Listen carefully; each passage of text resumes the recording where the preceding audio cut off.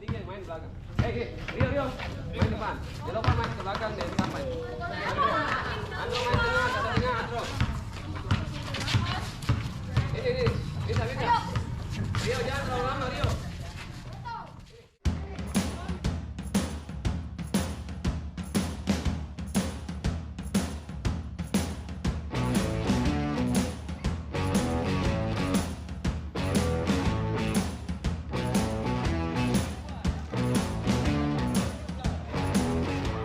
Benny bukan sapu nama. Sapu nama Lova. Dia Lova Sokoi. Saya baru lulus SMA. Sapu hobi main basket. Saya juga ingin melanjutkan kuliah di Universitas Cendrawasih, sama seperti anak Papua lainnya.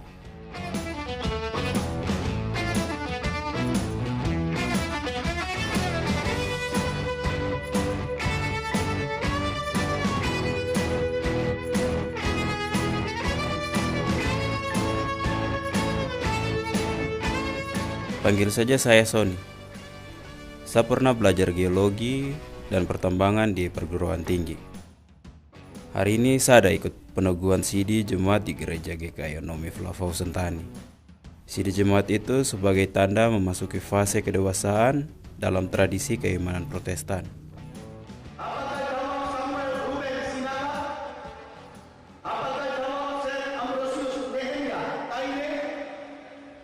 Itu sapu nama lengkap, Z. Ambrosius Nehemia Taime.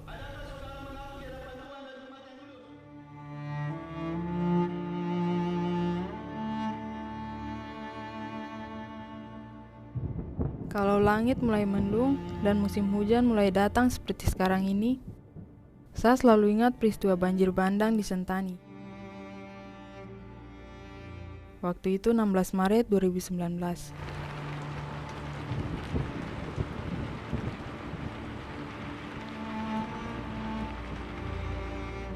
Waktu itu saya di kampung, di pinggir Danau Sentani.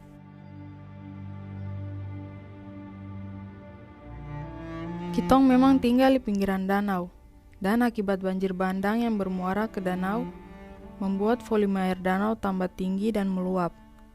Banyak rumah-rumah warga di kampung yang lantainya terendam, dan warga mengungsi ke tempat atau daratan yang lebih tinggi. 3 bulan kitong tidur di para-para, tunggu air danau surut. Saya punya om biasa foto-foto, dia seorang wartawan juga. Kejadian banjir bandang ini, om banyak mengambil gambarnya, termasuk di kampung Yeboy.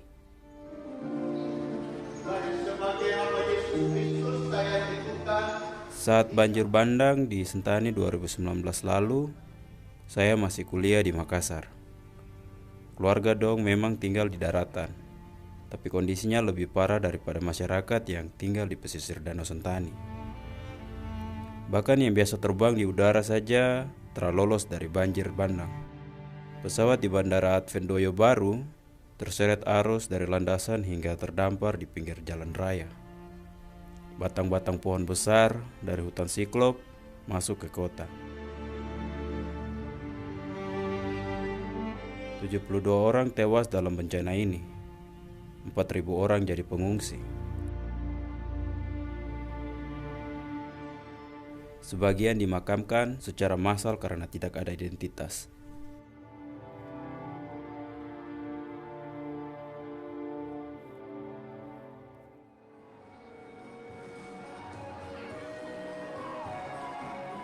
Puji Tuhan kitong keluarga semua selamat.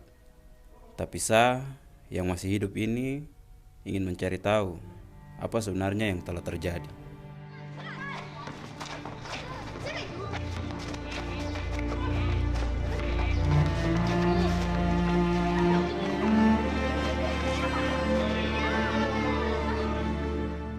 Saya juga heran nih, danau yang besar ini saja bisa meluap tuh. Apa yang terjadi pada alam Papua? Apakah kita punya adat istiadat ini masih punya ikatan dengan hutan, sungai, dan danau? Tapi, saya juga tidak banyak tahu tentang semua itu.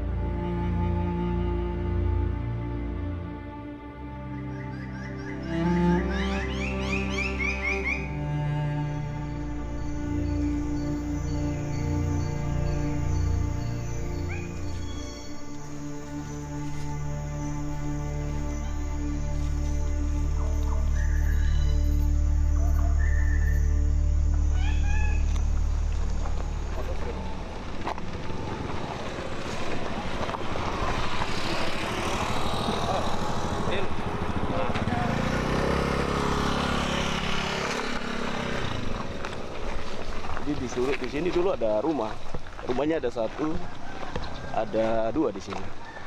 Ini bekas banjir ini. Ini bekas banjir semua, ini bukan bawaan batu menetap, tapi ini batu-batu bawahan dari gunung. Om Stanley Monim Depo anak 2 juga hilang terseret banjir bandang waktu itu. Om punya istri yang selamat karena ada keluar dari rumah. Satu anak perempuan, Reiselita Monim, Om berhasil selamatkan. Termasuk Molly, Om punya anjing kesayangan. Tapi keluarga dan tetangganya yang lain banyak yang terselamat. Saya lihat di situ sudah tampak parah, sudah agak naik. Jadi saya pikir saya kembali lagi untuk selamatkan anak-anak. Iya. Sampai di anak-anak, saya terlambat. Banjirnya sudah melebihi saya 12 meter atau 17 karena melebihi pohon-pohon yang ada di saya. Jadi saya mau minta bantuan kemana karena sudah kepung. Tidak bisa kemana-mana lagi. Akhirnya saya pasrah saja. Saya cuma lihat anak-anak mau bikin apa. Terpaksa saya yang duluan hanyut. Saya terbawa sampai di mana pertigaan di bawah itu tidak tahu berapa kilo. Saya hanyutnya sampai di situ. Dan akhirnya saya selamat.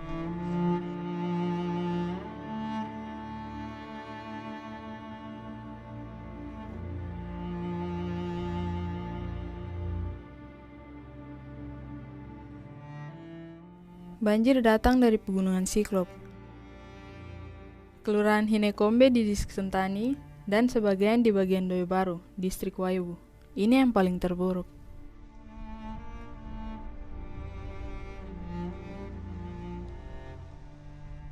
Menurut pemerintah, ada 3 penyebab banjir.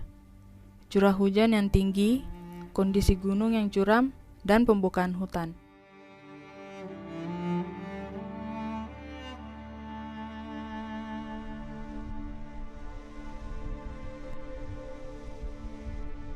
Saya masih terus membayangkan besarnya air yang masuk ke Danau Sentani sampai masuk juga di kitong punya rumah.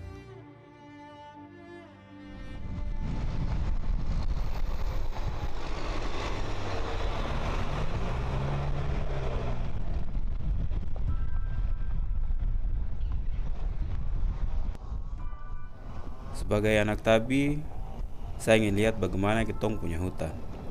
Bersama beberapa wartawan, saya pergi ke distrik Kaure, distrik terjauh dari pusat Kabupaten Jayapura di Sentani. Dan ini yang kitong temukan. Mahal sekali kayu. Mahal ini. Ini turun sampai Jayapura baru tutup kayak begini nih. Meno. Bapak kalau dari ini, pemerintah dong terada yang ini Halo. Ini masih muda ini. Saya dengan Kepala Distrik Kaure, Bapak Okto Kirwa, masuk ke dalam dongpu hutan. pohon apa Bapak?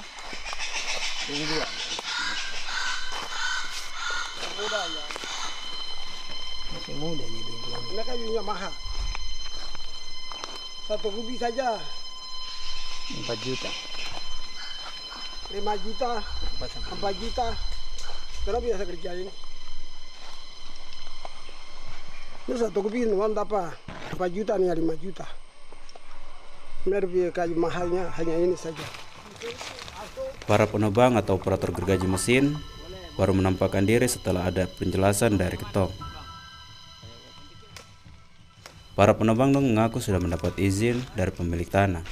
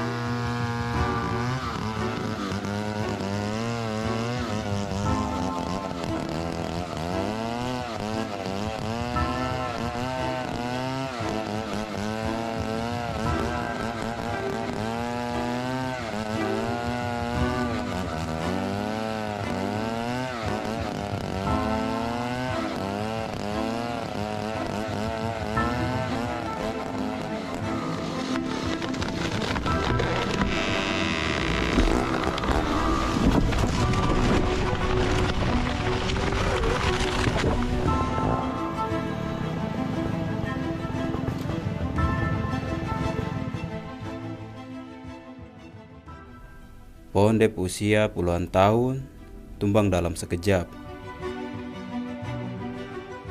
Lalu kayu dibawa keluar hutan dalam bentuk papan. Kayu Ini merah harganya juga. turun. Oh, kalau yang kayu putih harganya turun. Harganya 2 juta. 2 juta. Kalau per merah kubik. itu 5 juta. Kayu merah itu 5 juta, kalau kayu putih dia Ya, 1 turun. kubik. Oh. Ini 1 kubik 2 juta saja. Jadi memang mereka datang tebang ini harus seizin Bapak dulu. Kalau izin ya boleh. Kalau tidak izin, kau minta maaf. Kenapa kau tebang? Izin dulu. Itu aturan. Hukum pemerintah. Ada. Adat. Pemerintah ada sama.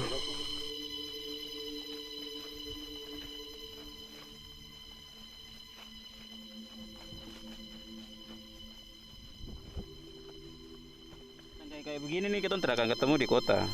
Binatang-binatang kayak begini. Dia Binatang- warna sudah kayak begini, cantik sekali. Binatang ini anak kecil. Jadi kita tidak bisa ketemu kita kalau lihat gini berarti hutannya masih terjaga, Ya. masih terlindungi. Anak kecil belum kayak gitu. belum dulu. Jadi memang harus ketong pelihara ketong hutan betul. Begitu saja. Kasih kembali dia lagi. Aduh. Kalau binatang ini kalau bapak kalau terakhir, Ya. nanti kalau besar hujan besar, Hujan besar nanti. banjir besar, Oh. gitu. Bapak kasih kembali dia, mari. Coba Bapak kasih kembali. Pulang saja. Kembali rumah. Kembali ke rumah. Waktu lihat Bapak Hendrik Hamo kasih kembali serangga karena khawatir hujan besar dan banjir. Saya perasaan hancur campur aduk. Sebab ketong baru saja lihat penebangan pohon di hutan yang sama.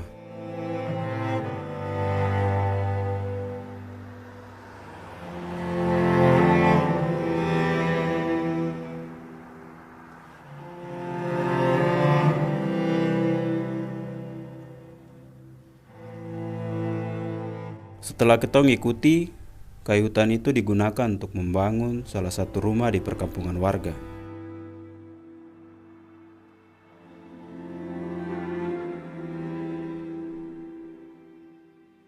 Saya berpikir, apakah menebang 1-2 pohon saja untuk membangun rumah atau kampung bisa menyebabkan banjir besar kah?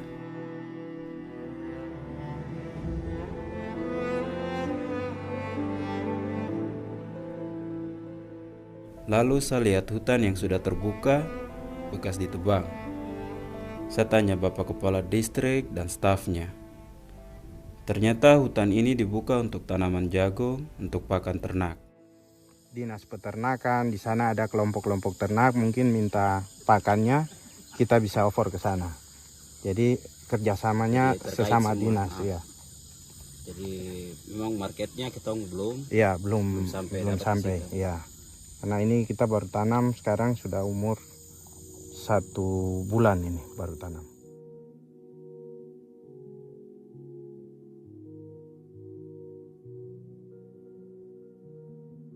Dari dulu masyarakat adat sudah buka hutan untuk bikin kebun. Apakah ini yang menyebabkan banjir? Masyarakat biasanya hanya buka lahan seluas tenaga yang sanggup menggarapnya.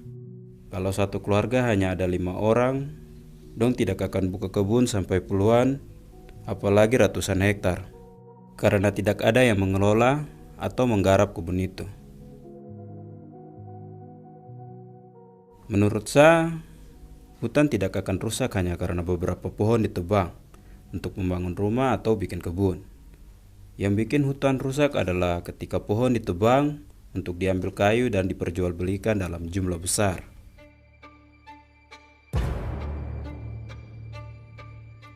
Potongan kayu dalam bentuk balok dan papan dibawa keluar dari hutan dan ditumpuk di pinggir jalan.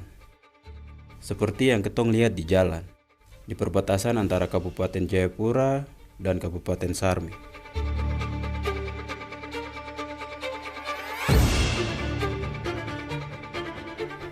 Di sepanjang jalan Jayapura Sarmi, pemandangan seperti ini sering dijumpai. Berhenti sebentar di pos aparat, lalu berakhir di tempat penggergajian kayu atau somel semacam ini.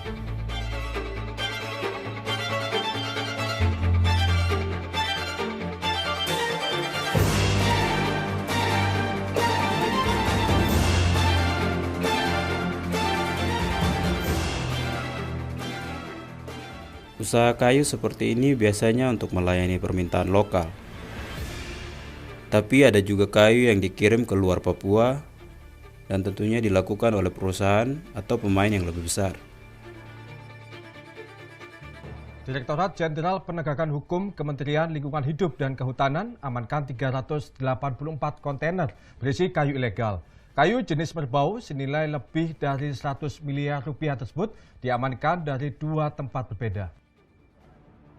Ratusan kontainer berisi kayu-kayu merbau ini diduga berasal dari Papua. Penyelundupan besar-besaran kayu merbau disinyalir terus terjadi walau operasi pemberantasan pembalakan liar alias illegal logging sudah berkali-kali digelar. Selama Desember 2018 dan Januari 2019, 380 kontainer berisi kayu merbau asal Papua diselundupkan. 20 perusahaan diperiksa karena diduga terlibat dalam kegiatan ilegal ini. Sepanjang jalan antara Sentani hingga ke distrik Yapsi di Kabupaten Jayapura, puluhan kontainer hilir mudik setiap hari. Di sana memang ada sebuah perusahaan penebang hutan yang memiliki izin.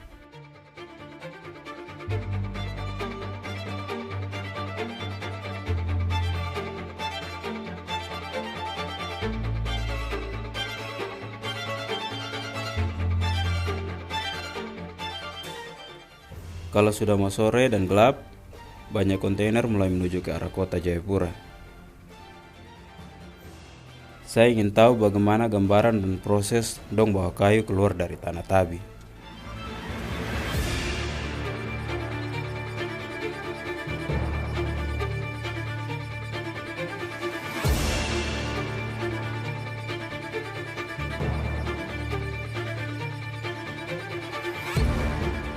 Kontainer tiba di sebuah lapangan penuh peti kemas dekat pelabuhan di kota Jayapura.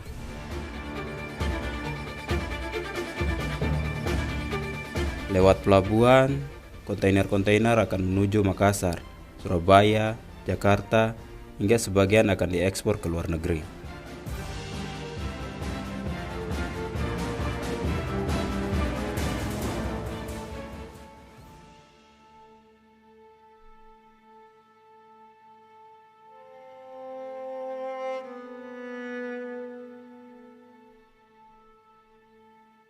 Saya sedang mengunjungi pemakaman korban banjir bandang 2019 lalu.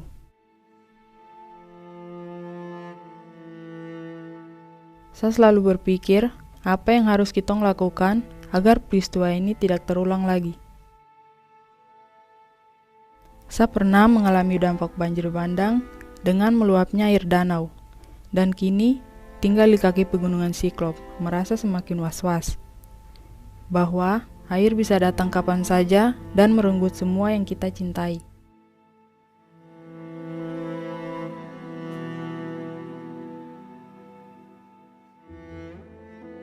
Perusahaan kayu bukan satu-satunya yang mengincar hutan-hutan di Papua. Sekarang yang saya sedang berdiri ini adalah bekas hutan di Lembah Grimenawa. Sebuah perusahaan kelapa sawit akan membuka perkebunan di sini. Arealnya masuk di wilayah 6 distrik di Kabupaten Jayapura. Namun masyarakat adat di wilayah Grimenawa menolak dan mendesak pemerintah Kabupaten Jayapura untuk mencabut izin perusahaan ini.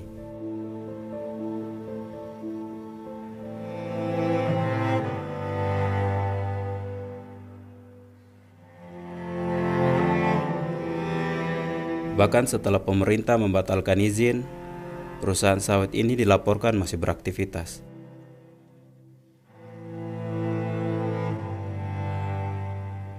Sering saya dengar cerita pemerintah dan perusahaan yang mengabaikan keberadaan masyarakat adat sebagai pemilik tanah. Seolah-olah mereka tidak ada. Seolah-olah Papua ini adalah tanah kosong.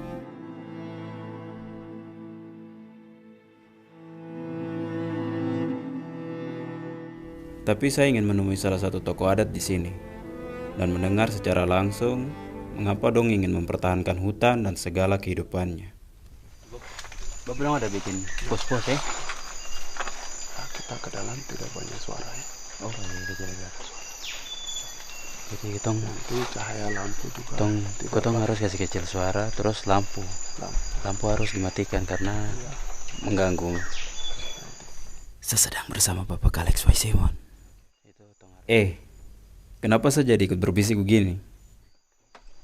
Saya sedang bersama Bapak Alex Y. Simon di hutan Repang Muaif, distrik Nimbokrang, Kabupaten Jayapura. Ketong sedang berada di pos pengamatan burung yang dibangun oleh Bapak Alex. Ketong ingin merekam burung cendrawasih yang menari-nari di atas ranting-ranting pohon.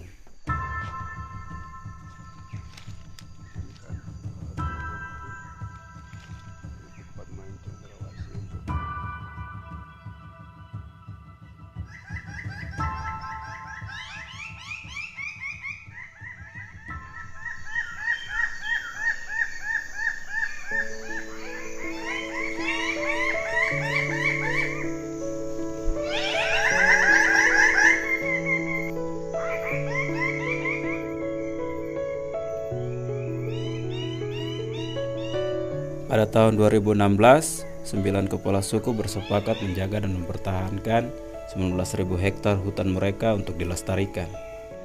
4.000 hektar diantaranya telah dikembangkan Pak Alex untuk ekowisata pengamatan burung yang mendatangkan banyak wisatawan.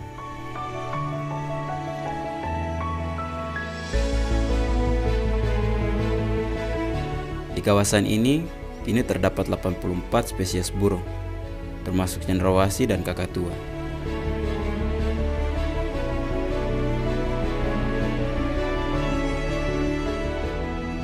Ini juga menjadi pembelajaran untuk masyarakat adat supaya lihat bahwa dari hutan ini bisa dapat hasil, tidak harus merusak hutan. Ya, jadi sekarang orang Papua punya kekayaan kan hutan. Jadi harus jaga. Kalau tidak, anak dan cucu tidak bisa makan.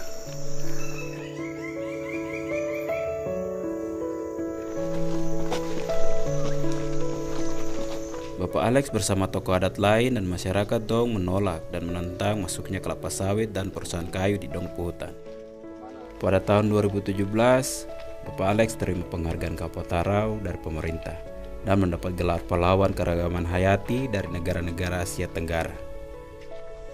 Karena kamu tebang habis, tangkap semua habis, ya selesai. Itu tandanya sudah di ujung kebangkrutan sebuah suku itu yang ada di tanah Papua. Dan sekarang sudah terjadi. Bapak Alex sudah buktikan bahwa hutan yang dibiarkan saja bisa menghasilkan uang dari para tamu yang datang. Juga menciptakan lapangan kerja bagi para guide atau sopir, juru masak, pengelola penginapan, hingga maskapai penerbangan yang membawa mereka. Maka bersama banyak pihak, Dong terus memperkuat peta hutan-hutan yang hendak mempertahankan dari desakan perkebunan sawit dan aktivitas penebangan kayu.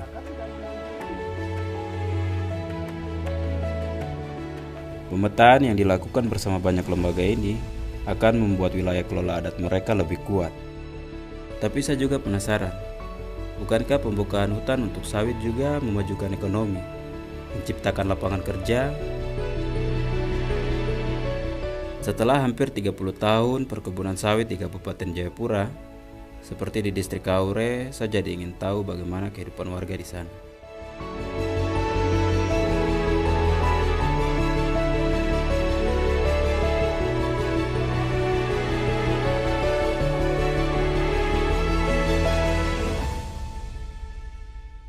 Saya berada di Kampung Yoboy, di Danau Sentani.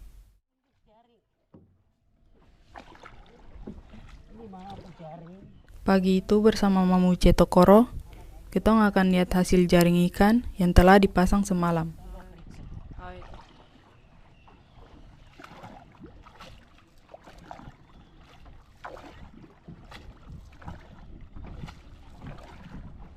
Ikan pertama yang ketong dapat di jaring. Ini baru satu, nanti sampai di ujung baru hitung berapa ekor semua satu jaring ini. Dan benar saja, tak lama kemudian, ikan kedua dan seterusnya sudah naik ke atas perahu.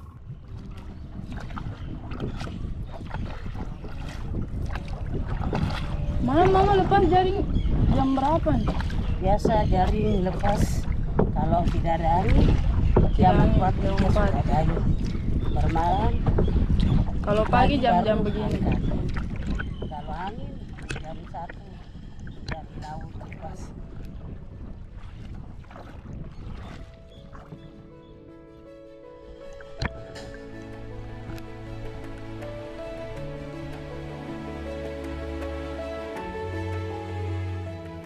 Di pelajaran sekolah disebut, peradaban manusia bermacam-macam, tergantung kondisi alam dan kebutuhan. Ada yang bercocok tanam, seperti menanam padi atau beternak ayam. Tapi ada juga peradaban berburu dan meramu, seperti yang dilakukan Mama Uce Tokoro. Kitong orang Papua masih punya alam yang memberi ikan berlimpah seperti di Danau Sentani. Sagu juga tumbuh di dekat kampung tanpa perlu perawatan seperti sawah. Tapi kitong bukan malas. Sebab menjaga semua ini sehingga dapat dinikmati dari generasi ke generasi, bukan pekerjaan ringan.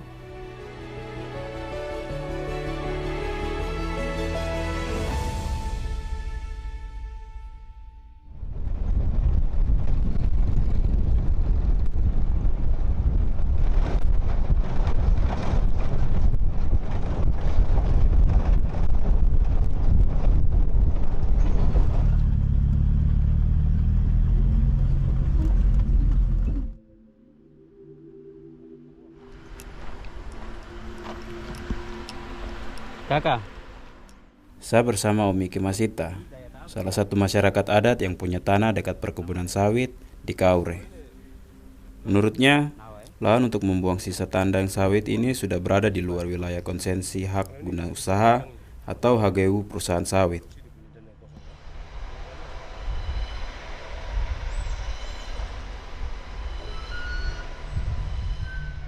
Perusahaan juga mengambil lapisan tanah yang mengandung humus dari hutan ini untuk pembibitan.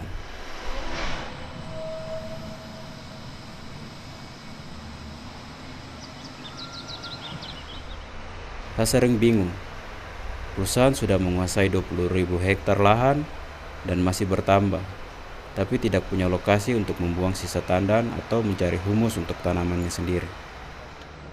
Perusahaan harus dalam HGU. Kalau masyarakat keluar kayak masyarakat adat ini, tanah adat ini repot juga, tidak boleh, harus bayar. Yang tidak boleh menguntungkan diri sendiri, harus bicara dengan keluarga.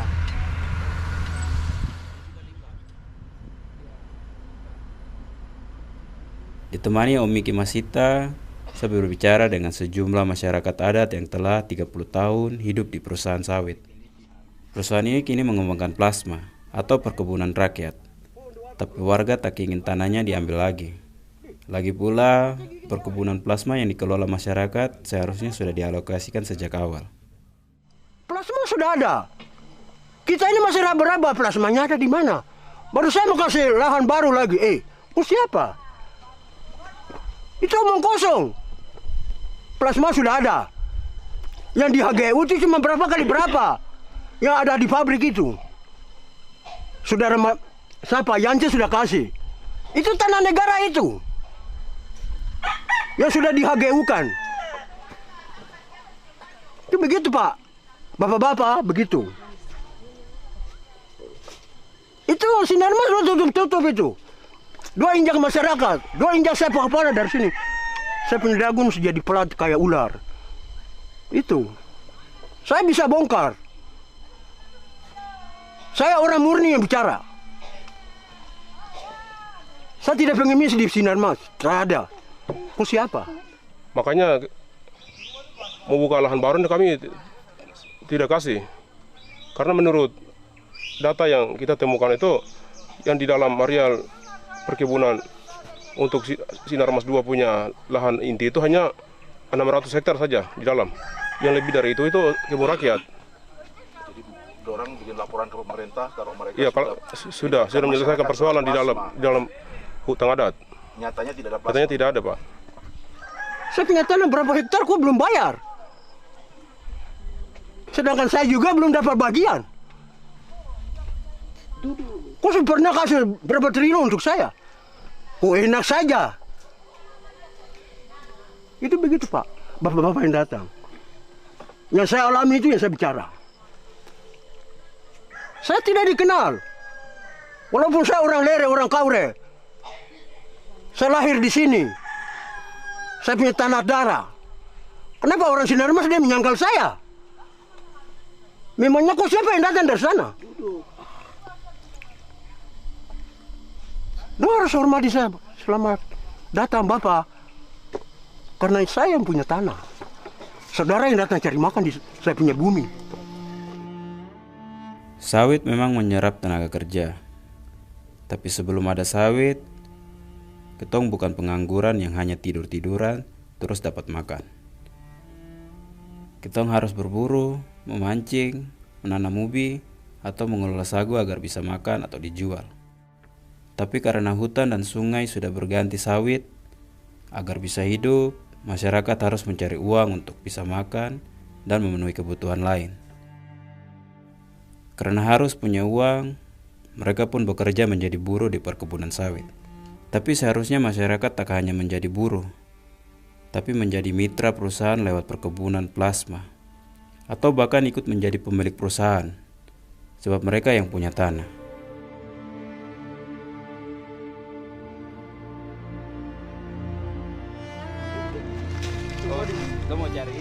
Lagi pula sudah lama petani Papua punya pengetahuan mengelola tanaman atau agroindustri.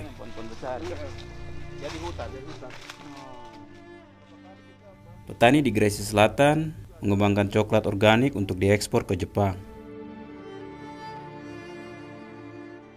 Kebunnya pun dikembangkan dengan sistem tumpang sari, dengan membiarkan pohon lain seperti matoa atau durian tetap tumbuh.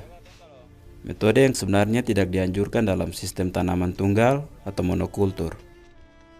Tapi kearifan masyarakat adat tidak pernah bergantung pada satu jenis tanaman saja. Sebab ekosistem tidak dapat berjalan jika hanya mengandalkan satu jenis komoditas tanaman.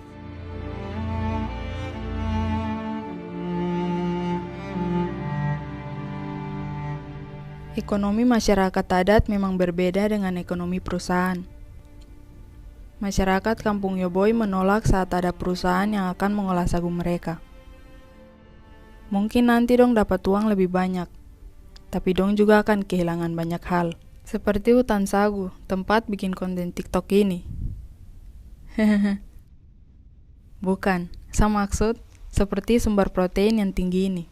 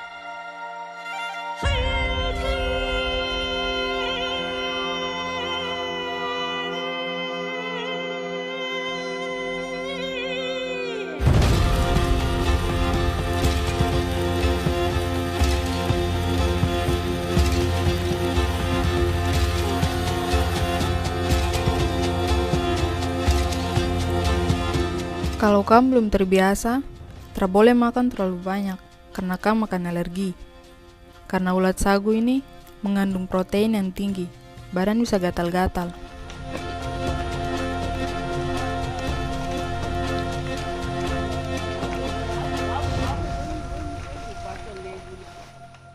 Dalam satu pohon, selain protein, tentu saja sagu adalah sumber karbohidrat utama orang Papua.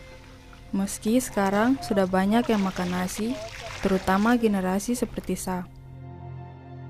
Tapi setidaknya, tumpu makanan masih lebih beragam. Jadi karakter masyarakat adat itu memang tidak mau tergantung pada satu jenis tanaman atau sumber ekonomi saja. Dan begitulah sebenarnya alam dan ekosistem bekerja.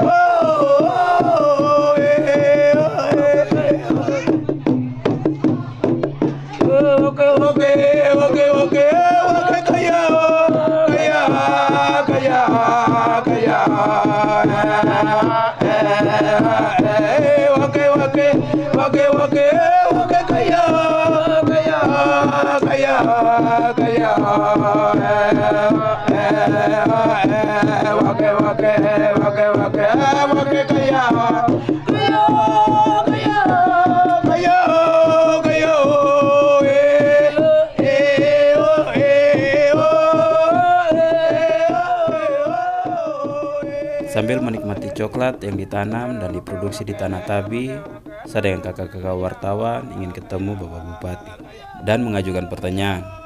Dengan beberapa hal baik dari sistem adat, mengapa pemerintah tidak meniru dan tinggal pakai saja untuk menjalankan pemerintahan atau pembangunan di Papua? Bukankah katanya Papua ini punya otonomi khusus? Untuk apa kita repot memakai cara lain yang belum tentu sesuai dengan cara hidup kita? Tapi kalau ada hal dari luar yang baik, kita bisa bikin dan tiru di sini toh, seperti es krim ini.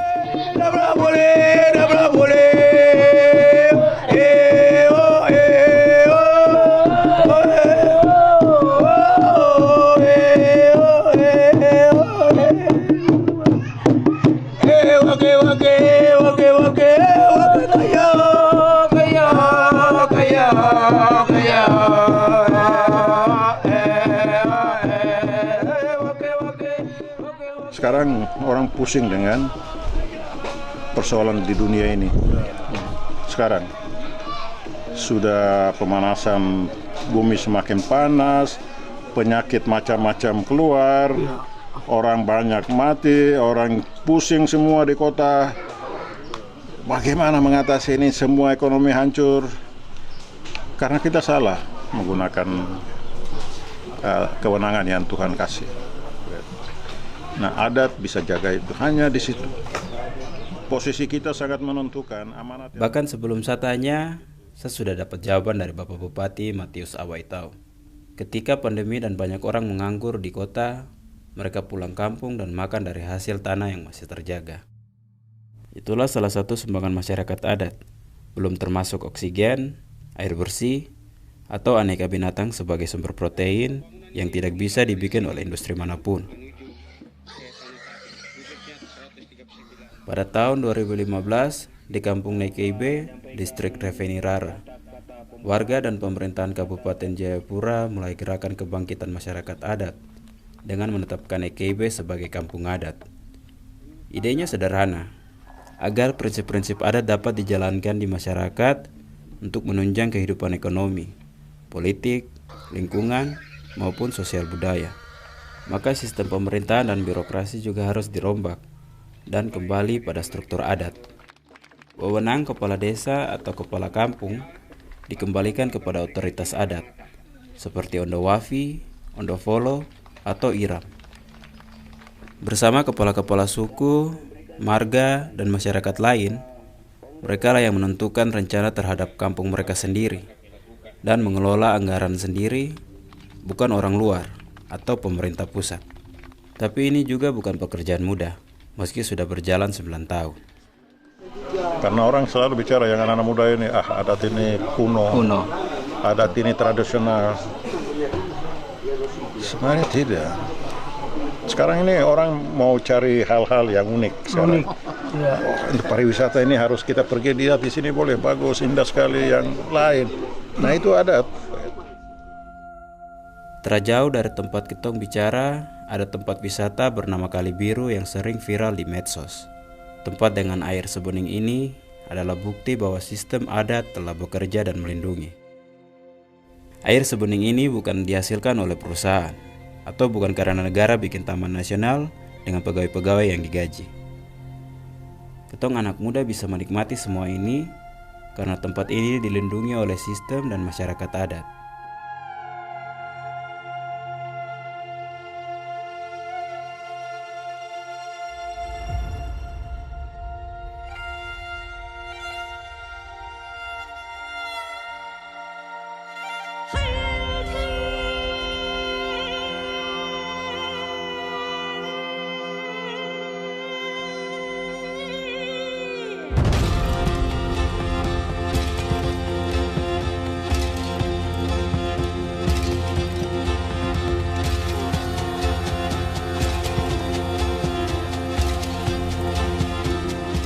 Tapi sambil menyelam, saya masih penasaran. Kenapa kampung pertama yang ditetapkan sebagai kampung adat adalah Nekeibe? Ada apa di sana?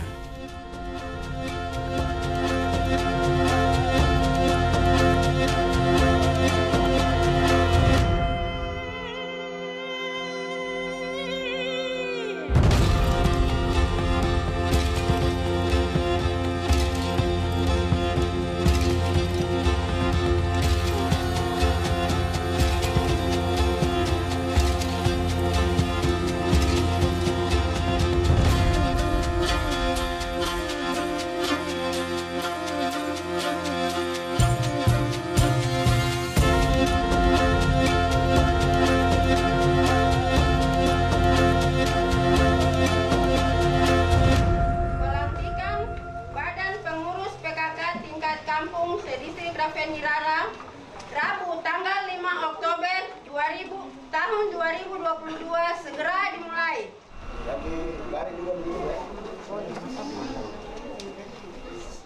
Di kampung adat ini, pengurus PKK dilantik oleh Ondoafi atau Tetua Adat, Bapak Gustav Toto. Pak Distrik dan pejabat pemerintah lain ikut menyaksikan. Tapi status kampung adat tentu bukan soal seremoni belaka. Yang lebih penting, apakah masyarakat adat berdaulat atas masa depan kampungnya sendiri.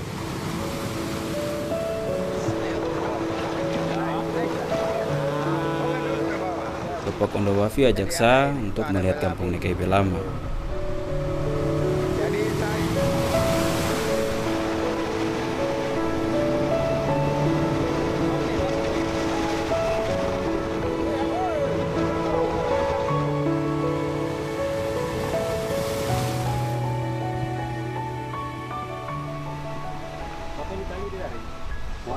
Dan sebagai anak pertambangan yang belajar geologi, saya langsung terpukau melihat pantai dan muara sungai yang mengandung pasir besi.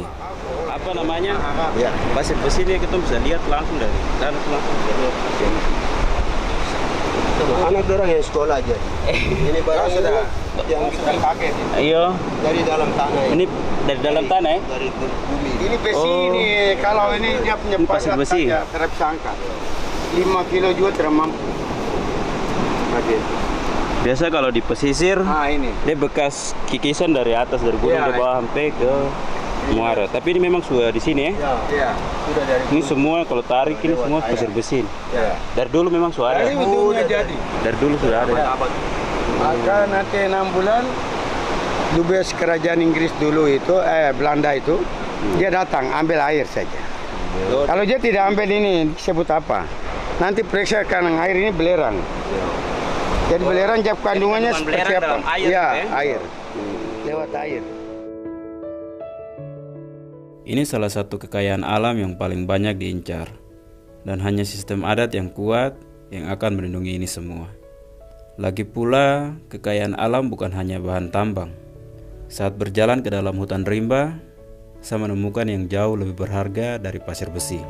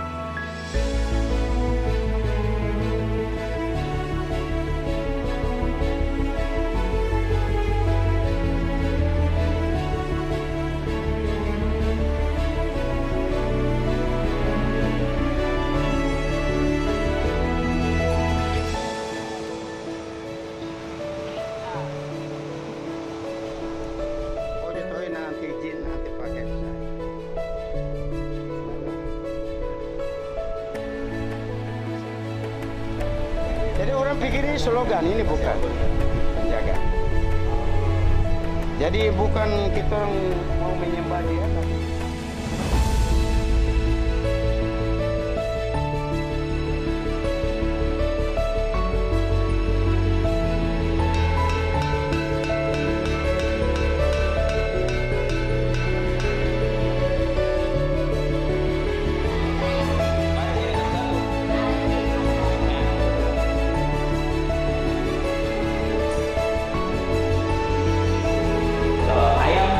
bebek, sapi, mari sini.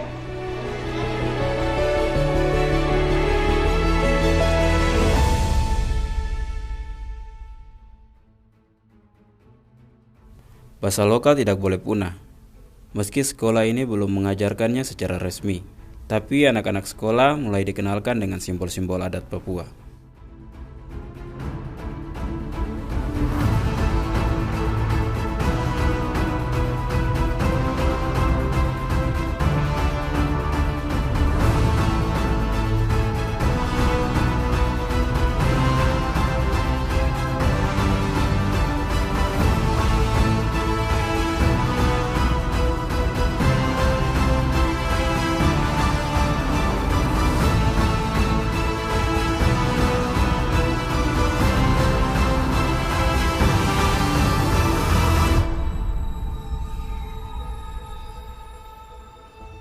Sementara di Kampung Yoboy, Mama Hanifele mendirikan rumah baca yang juga mengenalkan adat dan kesenian Papua pada anak-anak. Ini topi, artinya dong ukir seperti ini itu adalah simbol-simbol dari setiap suku yang ada di tanah Papua. Nah, ini suku Sentani, keton di Danau Sentani. Jadi dong ukir begini, dong sudah tahu. Oh, itu apa ukiran dari Sentani, begitu. Jadi ini dari kulit kayu. Jadi ini hanya imitasi saja, jadikan warna-warna cendrawasih, ada hijau, ada kuning,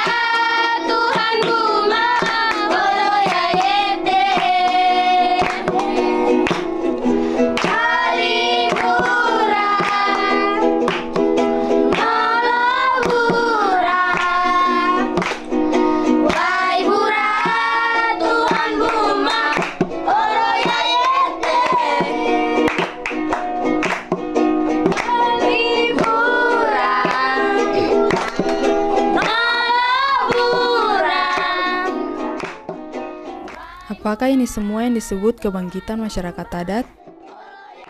Semoga saja. Tapi yang lebih penting, apakah semua ini benar-benar dipraktikkan dalam kehidupan sehari-hari? Dalam keputusan penting, Bapak-Bapak Ondofolo, Kepala Suku, dan Marga, dalam keseharian kitong, orang Papua, agar adat tidak hanya menjadi simbol-simbol, seremoni untuk menyambut tamu, atau kitong yang masih anggap barang kuno.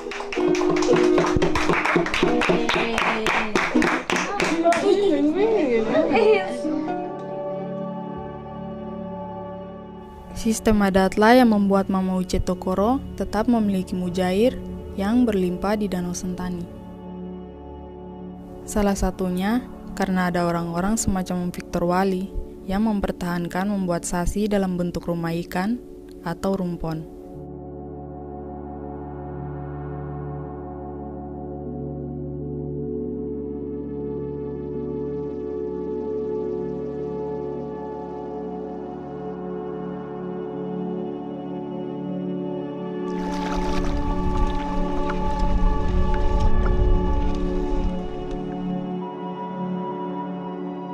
Ikan bertelur dan anak-anak ikan menetas di sini. Meski tak banyak lagi warga yang melanjutkan tradisi ini, Om Victor Wali adalah bagian dari usaha membangkitkan kembali masyarakat adat.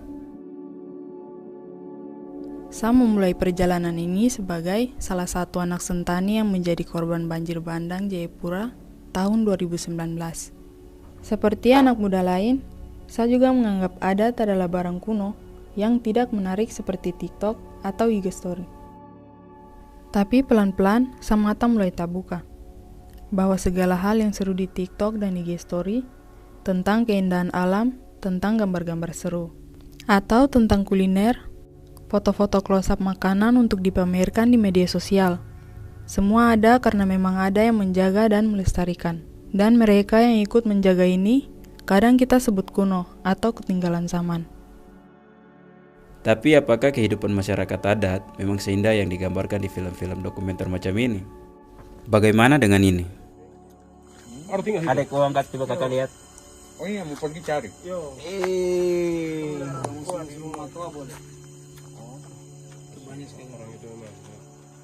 Tembak ini.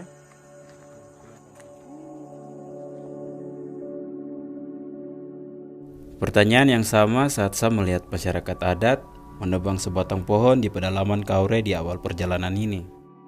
Tapi sebenarnya, siapakah yang paling mengancam ketong punya hutan?